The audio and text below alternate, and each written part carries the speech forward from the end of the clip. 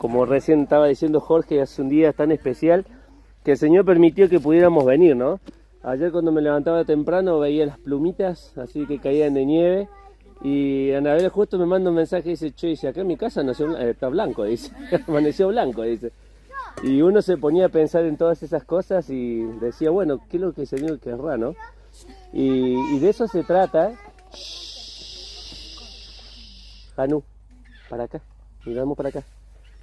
De eso es lo que se trata justamente la obra del Señor, ¿no? Que uno tiene que aprender a confiar en las puertas que el Señor abre y en las puertas que el Señor cierra, ¿sí? A veces nos cuesta muchas veces admitir o esperar que el Señor muchas veces nos diga un no, o cuando nos dice esperar, o cuando a veces nos hace esperar en el tiempo, ¿no? Y de eso se trata, que realmente nosotros como cristianos aprendamos justamente lo que vamos a ver hoy, que es la tercera de las bienaventuranzas. Estamos en Mateo capítulo 5. En las bienaventuranzas que venimos viendo, habíamos visto la primera que decía bienaventurados los pobres en espíritus, versículo 3, porque de ellos es el reino de los cielos. Y Lea nos compartió la segunda, ahí a continuación dice bienaventurados los que lloran, porque ellos recibirán la consolación. Y Mateo capítulo 5 y versículo 5 dice bienaventurados los mansos, porque de ellos recibirán la tierra por heredad. Y saben que la palabra bienaventurado tiene que ver con Macario, ¿no? Con esta cuestión de una plenitud de satisfacción, o una plenitud de felicidad, o una plenitud de felicidad verdadera, ¿no? El mundo está buscando algo que realmente valga la pena. Los cristianos tenemos aquellos que nosotros llamamos la fe y nuestra confianza en la persona de Jesucristo. A veces nos cuesta dimensionar realmente, poner esa confianza en la persona de Jesucristo y confiar que Él va a suplir todas nuestras necesidades y que Él nos va a sostener. Cuando uno mira la historia del pueblo argentino, no, justamente el argentino no, del pueblo de Israel, se va a encontrar que en el principio el pueblo le costó creer que Dios lo podía sacar de Egipto, pero cuando lo sacaron, después le costó creer que Dios podía suplir todas sus necesidades. Y hubo la lucha ahí quejándose contra Moisés porque no tenían agua, quejándose contra Moisés porque veían que no iban a tener comida, quejándose contra Moisés porque veían que siempre comían lo mismo, que siempre estaban con la misma situación, bajo las mismas circunstancias. Y el escritor termina diciendo el libro de Moisés que durante esos 40 años el pueblo de Israel estuvo dando vuelta en el desierto, nunca le faltó comida, su ropa nunca se envejeció y sus pies ni siquiera se hincharon, decían, mientras estuvieron en el lugar del desierto. Y nosotros estamos dando vuelta en el desierto de este mundo, pero a nosotros se nos llama confiar. Así como confiamos en un momento en el Señor para salvación, tenemos que confiar en el Señor para su provisión diaria. Por eso dice acá el escritor, bienaventurados son los mansos. Y uno se pone a pensar que estamos en una sociedad en que no se habla mucho de la mansedumbre. Este es el tiempo de los fuertes, de los que estudian, de los que tienen poder, de los que tienen muchas capacidades. ¿De qué? De empoderarse, ¿sí? No sé si ha escuchado esa frasecita, dice que constantemente se repite en varios de los ambientes, de tomar el poder, el control, la posición. Nos habla de fortaleza, nos habla de que tenemos que llevarnos el mundo por delante, que nadie nos puede decir que no, que nadie nos puede decir alguna cosa, pero el Señor dice, no son esos los bienaventurados. Los bienaventurados son los mansos. Entonces cuando el Señor comienza a dar este discurso, era porque estaba yendo en contra de la sociedad. Y manso, ¿sí? La palabra en el original, yo lo busqué acá, es praus, que tiene que ver con una persona pasible, humilde. Y el primer concepto que lleva es aquel animal que había sido domesticado, que había aprendido a aceptar el control. Nosotros acá en la Argentina vivimos en un lugar donde tanto ya sea las vacas como los caballos son animales, o aquí en el sur donde estamos con los corderos y las ovejas, son animales que abundan, ¿sí?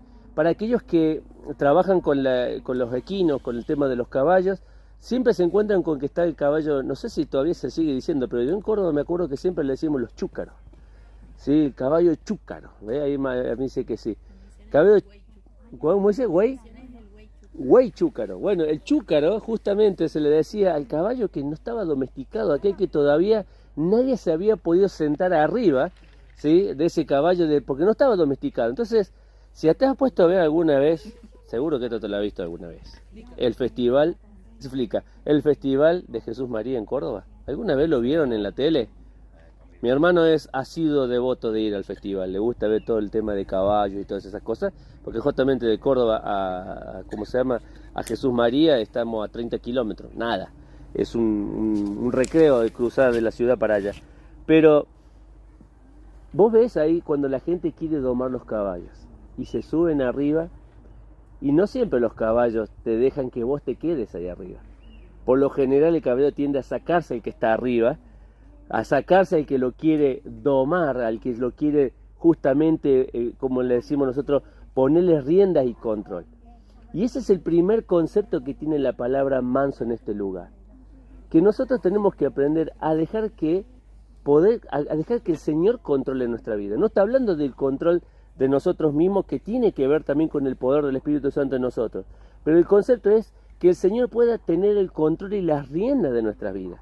Ese es el concepto que está tratando de vertir el Señor Jesús acá.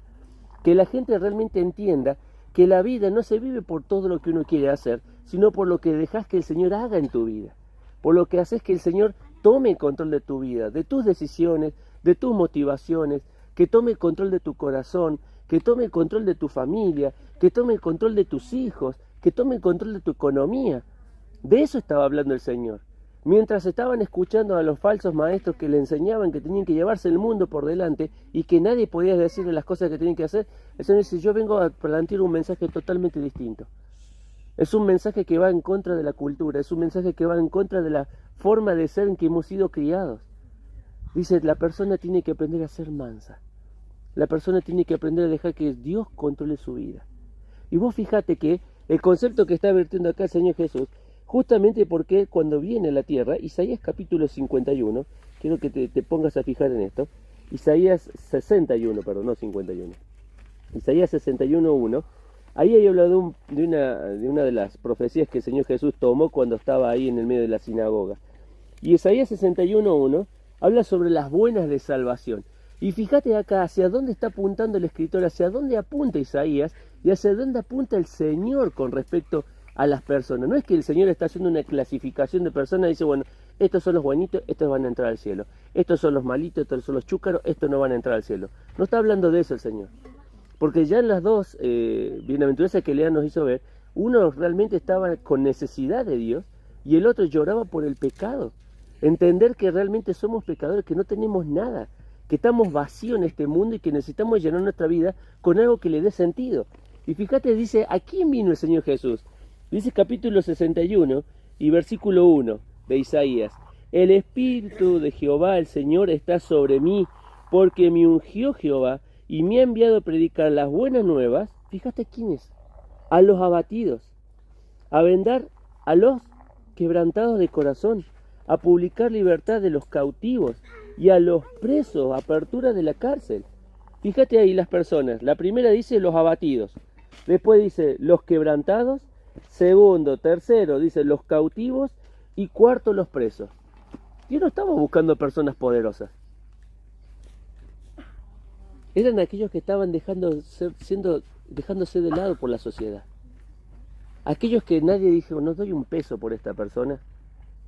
Vieron que todos tenemos nuestros valores, no sabemos a veces escoger amistades para bien y a veces escogemos amistades para mal. Pero el mundo cuando escoge para sí lo mejor, no escoge lo peor. Y el Señor Jesús cuando vino dice, yo no vine a sanar a los que están sanos, yo vine realmente a los que están enfermos, a los que tienen necesidad. Entonces, cuando habla de una persona mansa, el Señor está hablando justamente de aquellos que estaban pasando esa necesidad de sentirse agobiado por el sistema del mundo, de sentirse despreciado por las personas del mundo, y Dios viene a decirle, yo vengo a poner valor a tu vida. Vengo a ponerle valor a tu vida como es, tal cual vos sos. Ahora, el otro pasaje de Primera de Corintios, vamos al otro lugar de la Biblia, Primera de Corintios capítulo 1, Primera de Corintios el capítulo 1, versículo 26 al 29. Primera de Corintios 1, del 26 al 29. Pablo le escribe a la iglesia de Corintios, y uno cuando lee la iglesia de Corintios, había ser una iglesia que tenía muchos conflictos, muchas peleas, muchas disputas, Así como nosotros hace un tiempo atrás estuvimos eligiendo un presidente, un futuro gobernador que tenga 4 años el poder, en la iglesia de Corinto también había partidos. Y estaban los que eran de Pablo, estaban los que eran de Cefa y estaban los que eran de Cristo. ¿Sí? Cada uno tenía como su partidismo dentro de la iglesia, personalismos que estaban guiando mal a la iglesia. Pero no solamente había eso, sino que también había tanto orgullo de que aquellos que tenían dones, o dones así que eran justamente aquellos regalos que da Dios a la iglesia, que eran muy vistosos, estaban poniéndose por encima de las otras personas que tenían dones que no eran tan vistos, que no eran así tan espectaculares. Entonces, cuando le escribe Pablo, le dice, les tiene que hacer ver la realidad. Dice capítulo 1 y versículo 26, dice, pues mirad, hermanos, vuestra vocación, que no soy muchos sabios según la carne, ni muchos poderosos, ni muchos nobles, y termina diciendo, sino que lo necio del mundo escogió Dios para avergonzar a los sabios, y lo débil del mundo escogió Dios para avergonzar a los fuertes, y lo vil del mundo y lo menospreciado escogió Dios, y lo que no es para deshacer lo que es. Entonces vos te pones a fijar acá, Dios escogió. ¿Qué escogió el Señor? A ver, lo vil, lo menospreciado, lo débil. O sea, escogió justamente a las personas que están fuera del sistema de la sociedad, fuera del sistema del mundo, fuera del sistema de los valores de la gente, la cual si tenés muchos estudios, mucha capacidad y muchos doctorados y muchas cosas, que no estoy diciendo que esté mal estudiar, todos debemos estudiar. Acá hay gente que todavía sigue estudiando, están en el proceso de la etapa de terminar, algunos quisieran terminar también. Todos debemos estudiar para poder conocer y tener herramientas para poder defendernos en el mundo. Pero no está hablando de acá de esa capacidad de tener una cantidad de estudios. Está diciendo Dios que lo que el mundo despreció, Él vino a recoger. O sea que tanto vos como yo somos personas necesitadas de Dios. Y dice acá en una de las palabras, vuestra vocación, ¿vieron cuando dice el versículo 16? Y ahí no tiene que ver con una carrera o con una inclinación personal a que te gusta. No está hablando de eso. Ahí la palabra es, en el original es klesis. Y dice, en el estado en que fuiste llamado. Yo no sé si vos habrás sido cuando el Señor te encontró a vos, tal vez una persona que era lo vil. Nadie apostaba un peso por vos. Nadie te elegía para un torneo, para un encuentro. Tal vez era de las personas que eran menospreciadas por este mundo, o las personas que realmente no tenían valor para las personas que estaban a su alrededor. Muchas personas de nosotros, a veces tal vez en nuestra infancia hemos vivido el menosprecio, el rechazo, el que nos cerraban las puertas, el que nos han dejado de lado. Y sin embargo Dios dijo, yo vengo por vos. Así como vengo por aquellos que también se creen sanos, vengo también por los que están enfermos y los débiles. Ahora, a todas esas personas el Señor vino a buscar. Y a esas personas dice, ustedes tienen que seguir siendo mansos. Dejen que el Señor controle sus vidas. Dejen que el Señor guíe sus vidas. Dejen que el Señor cumpla los propósitos en su vida. Mira, había 4 grupos sociales que yo anoté acá en la época que el Señor Jesús escribió esto. Primero estaban los celotes. No sé si en alguna vez lo escuchaste o lo escuchaste en la Biblia. Los celotes eran los que querían un Mesías militar. ¿Sí? Un Mesías que tuviera el poder de decir, bueno, vamos a derrocar justamente al Imperio Romano. Vamos a destruirlo, vamos a sacarlo del juego porque nosotros queremos ser libres de ellos. El segundo de los grupos que estaba ahí, que todos lo conocemos, los fariseos. ¿Quiénes como los fariseos que no le estuvieron haciendo pisar el palito al Señor Jesús? Los fariseos para ellos querían tener un Mesías milagroso, uno que hiciera poderes extraordinarios, uno que los pudiera libertar del pueblo romano, del Imperio Romano, pero a través de un milagro, de algo grande. Estaban los saduceos, que querían un Mesías que realmente tuviera poder, pero económico, que los pudiera dar realmente una economía estable, un poder económico, un poder adquisitivo, muchas cosas que necesitaban un líder materialista. Pero después estaban los esenios, que muy poco se nombra de ellos, y querían un líder realmente que conociera todos los rituales y todas las cosas por hacer. Bueno, el Señor Jesús vino fuera de todo ese sistema, fuera de todos los conceptos del mundo. Y les viene a decir, yo vengo a buscar a los mansos, porque de ellos son bienaventurados, pero a su vez también van a heredar la tierra. Ejemplos de mansedumbre, vamos a ver algunos cuantos. El primero de ellos, Génesis capítulo 13. Vamos a ver dos nomás, pero hay muchos para ver. Génesis capítulo 13. ¿Qué es ser una persona mansa? ¿Cómo vos te das cuenta que es una persona mansa? Bueno, Génesis capítulo 13, ¿sí? Versículo, ahora te digo qué versículo, porque hasta yo lo estoy buscando, Génesis capítulo 13, ¿sí? Y el versículo del 9 al 11. Ustedes seguro que deben tener en su Biblia la historia de Abraham y Lot. ¿Se acuerdan de Abraham y Lot? Abraham era el tío, Lot era el... Vale, dice que los chicos estaban dormidos, pero a ver, Abraham era el tío, Lot era el sobrino, ¿sí? ¿A quién le había hecho la promesa a Dios de que le iba a dar una tierra? Se la hizo Abraham. Y lo dije la otra vez, uno agarró y dijo, bueno, ya que mi tío se va para allá, yo me voy a colar, y me voy como el coladito de la caravana, y se mandó. Y se vino con su tío a la tierra que Dios le estaba prometiendo. Pero llegó un momento en que era tanta la riqueza que tenían, que comienza a haber disputa entre los que, ¿cómo se llama? Entre los cuidadores de ovejas, entre sus pastores. Y como ellos ven este problema que estaba surgiendo entre ellos de quién se quedaba con los mejores pastos, entonces lo junta Abraham y le dice en el versículo 9, 13:9, ¿no está toda la tierra delante de ti? Yo te ruego que te apartes de mí. Si fueras a la mano izquierda, yo iré a la derecha. Si tú a la derecha, yo iré a la izquierda. Y alzó Lot sus ojos y vio la llanura del Jordán y todo lo que era en ella era riego, como huerto de Jehová, como la tierra de Egipto de la indignación de Zoar, antes que la destruyese Jehová a Sodoma y a Gomorra. Y versículo 11, entonces Lot escogió para sí la llanura del Jordán y el Lot, y se fue Lot hacia el oriente y se apartó el uno del otro. Y Abraham acampó en tierra de Canaán, en tanto que Lot habitó en las ciudades de la llanura, y fue poniendo sus tiendas hasta Sodoma, mas los hombres de Sodoma eran malos y pecadores contra Jehová en gran manera. ¿Qué es lo que está diciendo acá el escritor? ¿Cómo te dabas cuenta que que Abraham era una persona mansa? La primera de las cosas es que él había sido llamado por Dios. Pero él no se pone por encima de las personas. Él, culturalmente, por ser el mayor, tenía que haber escogido primero a Abraham la tierra. Y Lot se tenía que haber dado cuenta que la promesa no había sido para él, había sido para Abraham la promesa de la tierra. Entonces se tenía que haber corrido de esa posición y decir, Abraham, tomá vos la decisión, porque vos sos el mayor, vos sos la persona en la cual Dios te dio la oportunidad de que tengas esta promesa. Y sin embargo, Abraham, sabiendo de su posición, sabiendo de su privilegio, se corrió de ese lugar y le dio la oportunidad a Lot a tomar la decisión. ¿Cómo te das cuenta que una persona es mansa? Cuando esa persona no se pone por encima de otras personas. Abraham lo podía haber hecho. Podía haber hecho, acá el que manda soy yo. Acá las promesas para mí, no para vos. Pero él dijo, escoge vos primero. Y sé vos el primero que toma la iniciativa. Segundo de los ejemplos, estamos ahí en el mismo libro de Génesis, capítulo 45. Génesis capítulo 45.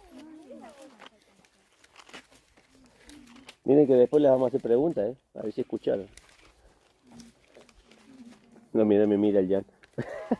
Capítulo 45 del libro de Génesis, versículo del 4 al 8. Ya seguramente habrás visto de quién estamos por hablar. Estamos hablando de José, ¿sí? Estamos hablando del momento que los hermanos de José se quedaron sin alimentos y deciden viajar hacia Egipto a buscar alimento para poder subsistir ellos y su familia. Y oh casualidad, ¿con quién se encuentra allí en Egipto? Con el hermanito que habían vendido. Con el hermanito que habían despreciado. Con el hermanito que le tenían envidia. Obviamente que uno se tiene que poner a analizar que también hubo un problemita ahí del papá que hacía la diferencia entre un hijo y el otro. Daba más valor a uno que al otro. Eso generó conflicto con sus hermanos. Pero aparte de eso, de lo que el papá estaba haciendo, sus propios hijos también dice que tenían envidia de su hermano. Envidia por todas las cosas que estaban pasando. Entonces se encuentran ¿con quién? Con José. Y dice ahí el capítulo 45, 45:4. Entonces dijo José a sus hermanos, acercaos a mí. Y ellos se acercaron y le dijo, yo soy José vuestro hermano, el que vendiste para Egipto. Ahora pues, no os entristezcáis, ni os pese de haberme vendido acá, porque para preservación de vida me envió Dios. delante de vosotros, pues ya ha habido 2 años de hambre en medio en la tierra, y aún quedan 5 años de los cuales ni habrá arada ni siega. Versículo 7. Dios me envió delante de vosotros para preservar la posteridad sobre la tierra y para daros vida por medio de la gran liberación. Así pues, no me enviaste vosotros acá, sino ¿quién? Dios. Sino Dios me envió acá. Con todo lo que le habían hecho José, hoy en esta sociedad actual, ¿qué sería lo correcto hacer para la gente del mundo hoy, actualmente? Y me voy a vengar. Ahora soy yo el que soy el que gobierna. José se podía haber parado en ese lugar. Soy el segundo más importante de Egipto. Y ustedes vienen acá a mendigarme pan. No, agarren sus cosas y vuélvense a su tierra. Ahora van a saber lo que les corresponde por haberme hecho lo que me hicieron. Y sin embargo José termina diciendo, no me enviaste vosotros acá, sino Dios que me envió acá. Una persona que es mansa no es una persona vengativa. No es una persona que guarda rencor. Porque con todo lo que le hicieron y lo que le hicieron pasar, uno ve la historia de José. José no solamente fue vendido como esclavo, sino que permaneció como esclavo gran parte de su vida y encima terminó en lo más profundo de una cárcel, aunque después hizo cargo de esa cárcel, estuvo encarcelado un par de años ahí adentro. ¿Quién como José para decir, tengo muchas cosas para hoy decir, yo tengo que vengarme de mis hermanos? Y sin embargo no tomó esa posición. Decidió correrse de ese lugar y decir, el Señor me trajo en este lugar. Primera de Pedro capítulo 2, versículo 23. Primera de Pedro capítulo 2 y versículo 23. Nuestro gran ejemplo sabemos que es el Señor Jesús. ¿Quién como el Señor que decía, no abrió su boca, no maldecía, no hizo un montón de cosas cuando fue llevado hacia la cruz? Y el mayor ejemplo del Señor Jesús fue allí en Mateo capítulo 11, versículo 19, que dice, aprended de mí, que soy manso y humilde. Él no estaba luchando con la voluntad del Señor. Es más, si ustedes se ponen a fijar, cuando estaba camino hacia la cruz, en el huerto de Getsemaní, él termina diciendo, Señor, pasa de mí esta copa, pero no se haga, ¿qué cosa? Mi voluntad. Eso es saber dejar que el Señor controle tu vida. Porque muchas veces nosotros como cristianos no estamos dejando que el Señor controle nuestras vidas. A veces nos quejamos por el trabajo que tenemos, porque no nos alcanza, por nuestra familia, por nuestros hermanos. Nos quejamos por las situaciones que pasan en la escuela, nos quejamos por las situaciones que pasan en la sociedad, nos quejamos porque tenemos un país quebrado, nos quejamos porque tenemos esto, porque tenemos aquello, y siempre estamos viendo todas las cosas que nos están pasando como malas, y no miramos como José, que José dijo, el Señor me trajo acá. Y si vos hoy estás acá, y si vos tenés el trabajo que tenés y la familia que tenés, es porque Dios te permitió que lo tengas acá. Entonces dice el capítulo 2, perdón, 1 Pedro capítulo 2, versículo 23, dice, quien cuando le maldecían, dice, no respondía con maldición, cuando padecía no amenazaba, sino encomendaba la causa al que juzga justamente. Y ahí la palabra encomendar, yo la busqué porque me llamó la atención. La palabra encomendar no tiene que ver con un servicio de encomienda. ¿Sí? Vengo y te pongo este paquetito, vos me lo llevás hasta donde tiene que estar. La palabra encomendar en el original es paradidomi y significa rendirse, ceder, confiar. Entonces cuando uno lee el pasaje, va a decir, quien cuando le maldecían no respondía con maldición, cuando padecía no amenazaba, sino que confiaba, sino que cedía, sino que dejaba que el Señor tomara el control. La causa se la ponía en sus manos al que juzga justamente. Qué difícil, ¿no? Deja que el Señor guíe las riendas de tu vida. Dejar que el Señor guíe las riendas de tu vida. Muchas veces, perdón, ¿no? Pero nos comportamos así como el caballo, no es que estoy diciendo que seamos caballos, pero somos chúcaros. No queremos que nadie gobierne nuestras vidas. Queremos que nadie tome el control de las riendas y nos digan, tenés que ir por acá y te agarre de acá. No nos gusta. Pero dice, ¿sabes dónde está la bendición? En el que es manso. En el que es manso está la bendición. Por eso dice, bienaventurados, ¿quiénes? Los que luchan con el Señor, los que se rebelan con el Señor, los que constantemente se quejan con las situaciones que pasan, los que constantemente siempre tienen una excusa para no hacer lo que Dios quiere. Bienaventurados los mansos. Y dice, yo puse acá beneficios de ser manso. Y ya vamos terminando. La primera de ellas, verdadera felicidad. La palabra Macario tiene que ver con felicidad, con gozo, con esa relación eterna con el Señor. Por eso comienza diciendo, bienaventurados son los mansos. ¿Cuál es la primera bendición de ser manso? Bienaventuranza, paz, gozo, pero gozo en serio. Gozo en serio, no que cuando ves una peli te pones bien o cuando comes algo te pones bien, dejaste de comer y ya te vuelves a sentir igual.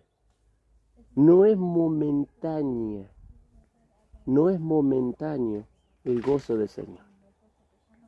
Es duradero. Segunda de las cosas, dice ahí, heredarán la tierra. ¿Sabes que la palabra heredar significa asignar una porción de tierra?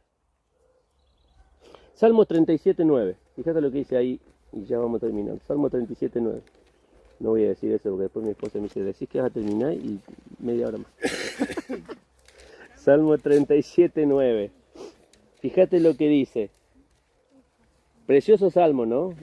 Uno se pone a leer el Salmo 37, por ahí que uno a veces comparte con las personas cuando están desanimados, tienen un conflicto o algo, pero nunca le presté atención al versículo 9. Dice ahí el versículo 9, porque los malignos serán destruidos, pero los que esperan en Jehová, los mansos, los que confían, los que se dejan guiar, ¿qué dice? Ellos heredaron la tierra.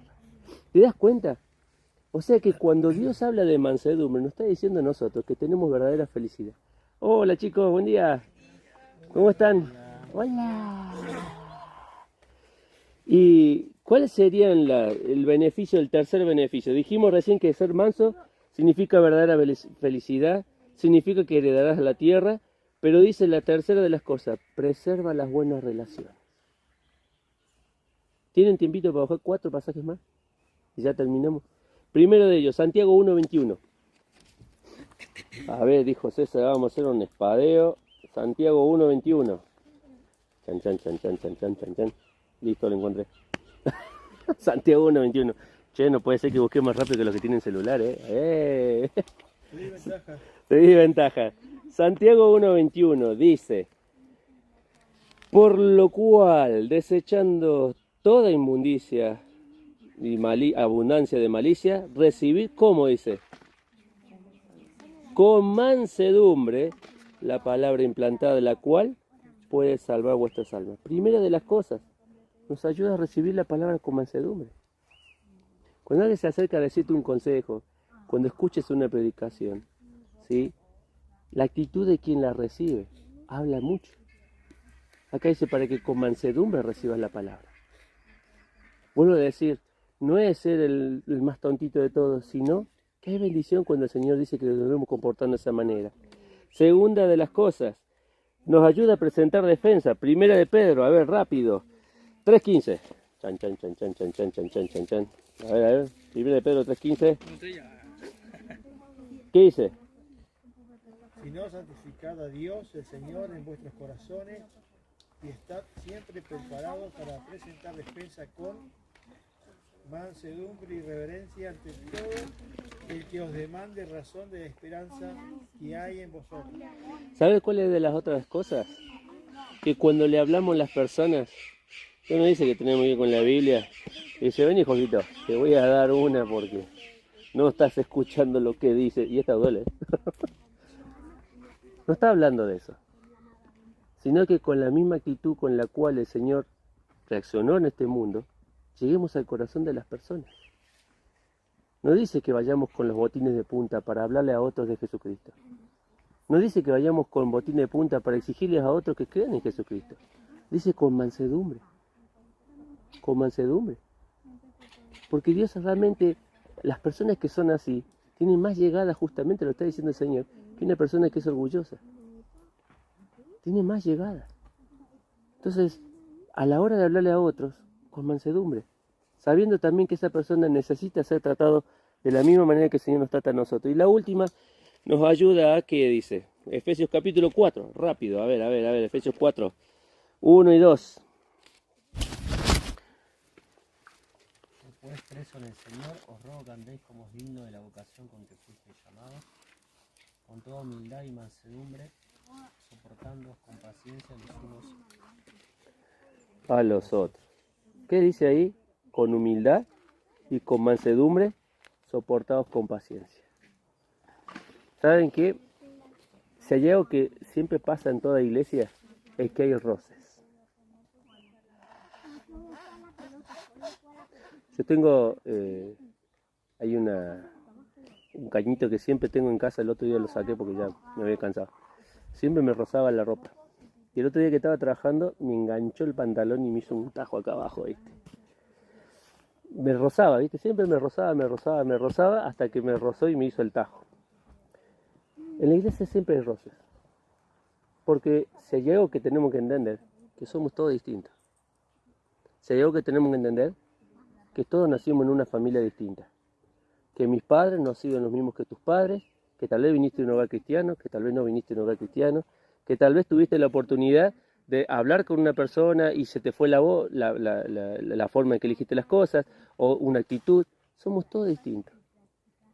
Pero ¿sabes lo que está diciendo acá el pasaje? Que siendo uno manso, preserva la unidad de la iglesia.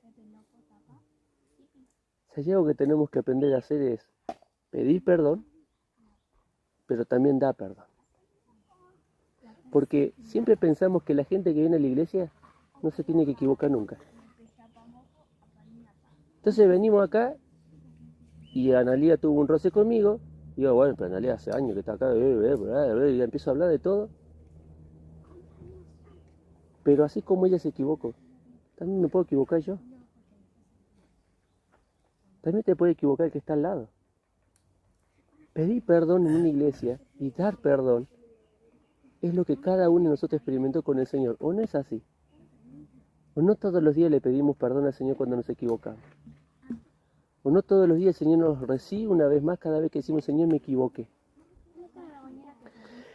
¿Qué significa entonces ser una persona mansa? Bueno, acá puse yo, manso significa acabar con el yo.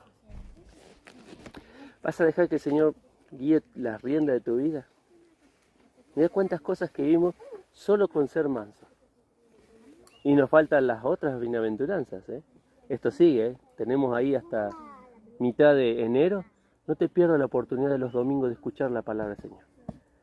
No te pierdas la oportunidad de dejar que el Señor guíe las riendas de tu vida. Confía, deja que se suba arriba el Señor y diga, vamos por acá, derecha, izquierda. No es que somos un animal, que nos maneja así el Señor. Pero el Señor siempre nos da de su palabra para que nosotros no nos equivoquemos y no metamos la pata. Vamos a orar y agradecer por este tiempo que el Señor nos brinda. Vamos ahora seguramente a empezar el fuego y vendrá todo lo que viene y el desafío con los chicos y jugar y todo lo demás. No hicimos el bautismo todavía porque estaba frío, temprano, así que lo vamos a hacer antes de almorzar. Así que vamos a orar y a terminar este tiempo de la mano del Señor. Padre, te damos gracias por darnos este día, por darnos este precioso día, Señor. Sabemos que en tu voluntad permitiste que esto pudiera pasar. Como decíamos recién, ya hablábamos cuántas cosas veíamos en esta semana que parecían que este fin de semana no se iba a poder dar este tiempo. Y Señor, tú nos has regalado, porque tú eres bueno, Señor, para con nosotros este día especial. Bendice nuestros corazones, Señor, que tú nos ayudes a tener esa capacidad de abrir el corazón y decir, Señor, guía mi vida. Que no seamos los que resisten, Señor, a tu palabra, a tu guía, a tu protección, a tu cuidado. Y también te rogamos en especial, Señor, bendición por nuestras hermanas que van a pasar por el bautismo. Sabemos que es una decisión de obediencia, sabemos que es una decisión, Señor, que les va a abrir puertas para sus vidas espirituales, para su vida congregacional, para su vida de servicio, Señor. Porque, Padre, cada paso que damos en obediencia, siempre hay bendición para nuestras vidas. Señor, gracias por todo lo que tú nos das. Estamos más que agradecidos en el nombre de Cristo Jesús. Amén.